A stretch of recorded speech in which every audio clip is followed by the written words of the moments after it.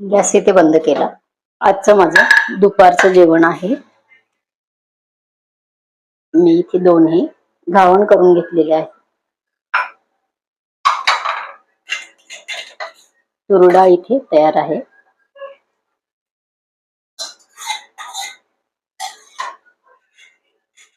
एक ग्लास मी इथे घेतलेला आहे ताजं ताक. हे घरी मी बनवलेलं आहे.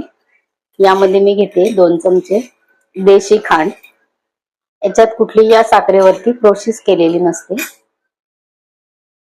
इथे मी थोडीशी कोशिंबीर घेतलेली आहे. आंबा घालून मी कोशिंबीर केलेली आहे. या कोशिंबिरीची रेसिपी माझ्या चॅनल वरती आहे. दह्याचा वापर न करता मी कोशिंबीर इथे बनवलेली आहे. आजचं माझं दुपारचं जेवण इथे तयार झालेलं आहे.